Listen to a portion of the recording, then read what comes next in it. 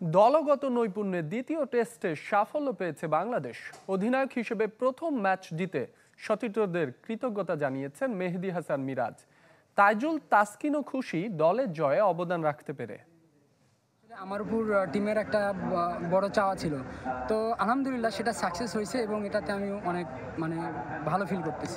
আলহামদুলিল্লাহ, আসলে এটা অনেক বড় অ্যাচিভমেন্ট। আমরা টেস্ট সিরিজ ড্র করলাম বিকজ ওদের কন্ডিশনে অনেক বড় বড় টিমে অনেক স্ট্রাগল করে এবং আল্লাহর রহমতে আমরা একটু টাফ টাইম পার করতেছিলাম। প্লেয়াররা খুব ভালো ক্রিকেট খেলেছে এবং সবাই আমাকে অনেক সাপোর্ট করেছে। এর জন্য অবশ্যই আমি ক্রেডিট দিতে চাই সব প্লেয়ারদেরকে। আমি যেভাবে সাজেস্ট করেছি সবাই মেনে নিয়েছে, সো এর জন্য আমার কাছে খুব ভালো লাগছে। এলো instant milk powder happy cow, যেমন সাশ্রয়ী তেমনি পুষ্টিগুণে ভরপুর। আর এটা নিউজিল্যান্ডের গরুর দুধ। হ্যাপি কাউ, গরুর দুধের স্বাদ সবাই পাক। মাস্কটের পর এবার প্রকাশ পেল বিপিএল এর থিম সং।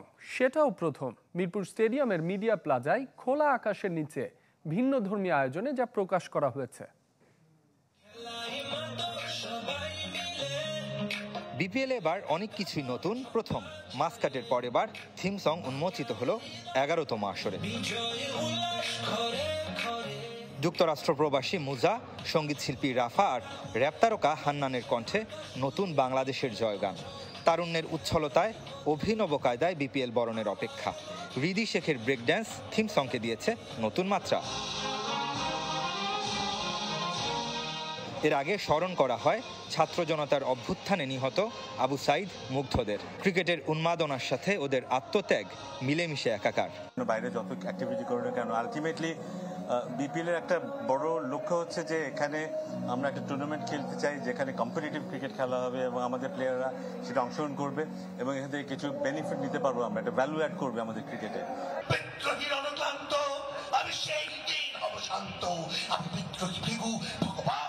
জাতীয় কবি কাজী নজরুল ইসলামের বিদ্রোহী কবিতা মুগ্ধতা ছড়ায় হোম অফ ক্রিকেটে। ক্রীড়া উপদেষ্টার বক্তব্যে প্রধান উপদেষ্টা ডক্টর মোহাম্মদ ইউনূসের প্রতি কৃতজ্ঞতা। স্যারের টিম সহকারে আমার থেকেও বেশি ইনভলভ ছিলেন এবং ইভেন থিম সঙ্গেও স্যার কয়েকটা লাইন নিজে লিখে দিয়েছেন। প্রতিফলনটা দর্শকরা দেখতে পাবে এবং তারা এনজয় করবে এবং টিমগুলো ভালো পারফর্ম করবে, এটা আমার প্রত্যাশা থাকবে। শুরুর আগে যে হাকডাক, মাঠের লড়াইয়ে কতটা জমবে বিপিএল সেটাই দেখার।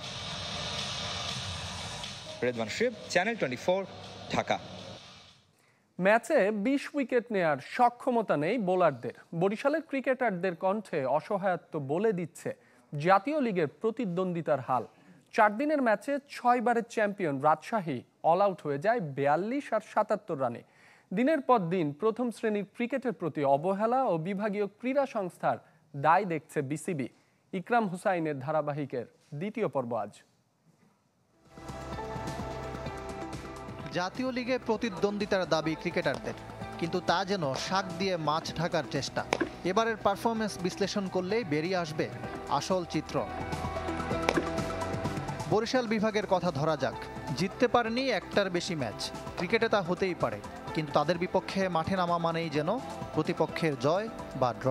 4 ম্যাচের প্রথম ইনিংসে হারার পথ তৈরি করেছেন বরিশালের বোলাররা। 7 ম্যাচে 6টাতেই দিয়েছেন 300-এর বেশি রান, 2টোতে 400।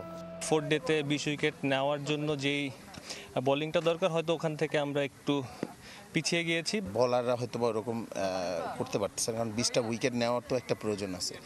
তো সব মিলে হয়তো আমাদের ওই জিনিসটা হচ্ছে না। 2 যুগে শিরোপা দূরে থাক, বরিশালের পারফরমেন্স পাল্লা দিয়ে নিম্নমুখী। জেলা লিগ হয় না 7 বছর ধরে, উঠে আসছে না ক্রিকেটার। নিজেদের খেলোয়াড় দিয়ে একাদশ গড়াও সম্ভব নয় বরিশালের পক্ষে। একমাত্র ম্যাচটা জিতেছে সিলেট পেসার রুয়েল মিয়ার কল্যাণে। লোকাল প্লেয়ার বলেন বা বরিশালের নিজস্ব এরিয়ার যদি প্লেয়ার দেখি আমরা, সেখানে প্লেয়ারের ঘাটতি রয়েছে। বরিশাল না হয় বছরের পর বছর পিছিয়ে আছে। 6 বারের চ্যাম্পিয়ন রাজশাহীর কেন এই হাল? 2 জয়ের একটা ওই বরিশালের বিপক্ষে। লজ্জার রেকর্ড গড়েছে এবার। দেশের প্রথম শ্রেণীর ক্রিকেটে সর্বনিম্ন 42 রানে হয়েছে অল আউট, আর এক ম্যাচে 77। 150 নিচে গড়িয়ে গেছে একাধিক ইনিংসে। এনসিএলে আমাদের গত 2-3 বছর খারাপ যাওয়ার কারণ আমাদের পারফরমেন্স সবারই একটু খারাপ ছিল, এই জন্য আসলে টিমের অবস্থা, বাট আমরা ইনশাল্লাহ ওভারকাম করব। নিজের বিভাগের বাজে পারফরমেন্স মানতে পারছেন না রাজশাহীর সাবেক সফল ক্যাপ্টেন খালেদ মাসুদ পাইলট।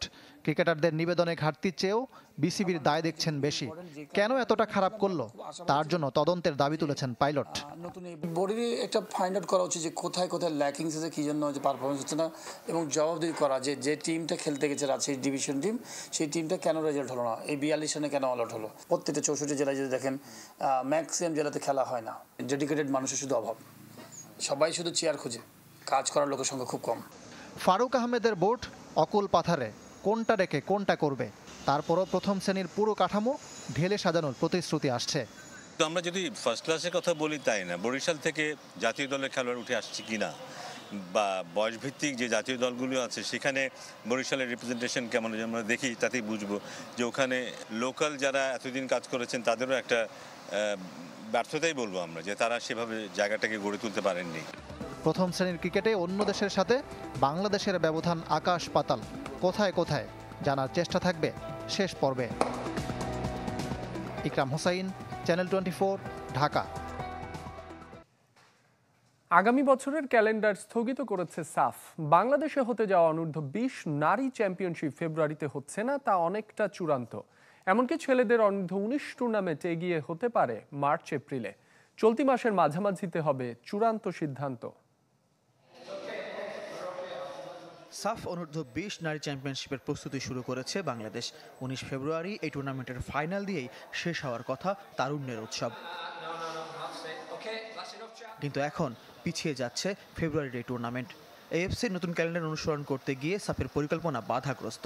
এরই মধ্যে সদস্য দেশগুলোকে চিঠি দিয়ে নতুন বছরের সূচি স্থগিত করেছে উপমহাদেশীয় সংস্থাটি। খেলাটা ছিল এএফসি কিন্তু মার্চে, সেই হিসাবে ফেব্রুয়ারি রেখেছিলাম। এখন যদি খেলাটাকে পিছিয়ে দেয় কিংবা কোনো কারণে, তাহলে তো আমাদের পিছাতে হবে। এ কারণে আমরা স্থগিত কারণটা হলো এটা যে আমরা অ্যাকচুয়ালি টাইমটা জানছি না। যেহেতু ওরা বলতেছে আমরা রিভাইজ করেছি, আমরা নতুন ডেট দেবো, তো নতুন ডেট মানে তো নিশ্চয়ই মার্চে থাকতেছে না। এএফসির ক্যালেন্ডারে নারীদের আসর নেই, তবে সাফ কর্তারা মৌখিকভাবে জেনেছেন শিগগির টুর্নামেন্ট যুক্ত হবে। সেই টুর্নামেন্টগুলোর মাসখানেক আগে হবে সাফের বয়সভিত্তিক আসর, যা বছরের শুরুতে হওয়ার সম্ভাবনা কম। এদিকে আগামী বছর ছেলেদের অনূর্ধ্ব-19 টুর্নামেন্ট করবে না এএফসি, তবে সাফ করবে। চেষ্টা করবো এটা মার্চের দিকে করার। এটা যদি ইন্ডিয়া হোস্ট করতে চাইছিল, অফিসিয়ালি তো ইন্ডিয়া আন্ডার-19টা করতে চেয়েছিল, তো আমরা যখন ক্যালেন্ডার ফাইনালাইজ করবো তখন তার আগে আমরা একটু ইন্ডিয়ার সাথে কথা বলতে চাই যে তারা যে আমরা এগিয়ে নিয়ে আসি মার্চের দিকে, ওদের কোনো প্রবলেম আছে কিনা। না হলে আমরা তার ক্যালেন্ডার স্থগিত হলেও সময় বদলে নতুন বছর 4 বয়সভিত্তিক আসরই হবে। নারীদের নতুন টুর্নামেন্টও যুক্ত হতে পারে। আর সাব চ্যাম্পিয়নশিপ জুন-জুলাই করার লক্ষ্য সংস্থাটির। 8 ডিসেম্বর ঢাকায় এসে সিদ্ধান্ত চূড়ান্ত করবে মার্কেটিং প্রতিষ্ঠানের প্রতিনিধিরা।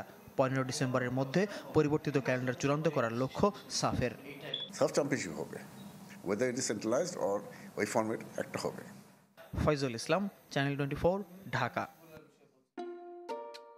যতবারই ছুঁই তোকে দিই যত্ন মাখা কোমল ছোঁয়া। এসিআই নিয়ে এলো কোকোনাট মিল্ক ও জাফরানের নির্যাস সমৃদ্ধ বেবি সফট বেবি লোশন, যা বাবুর ত্বকের আর্দ্রতা বজায় রাখে দীর্ঘক্ষণ।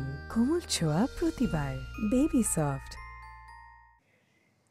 জয় দিয়ে মৌসুমের শেষ টুর্নামেন্ট ফেডারেশন কাপ শুরু করলো বসুন্ধরা কিংস। কুমিল্লায় বর্তমান চ্যাম্পিয়নরা 1-0 গোলে হারিয়েছে ব্রাদার্স ইউনিয়নকে।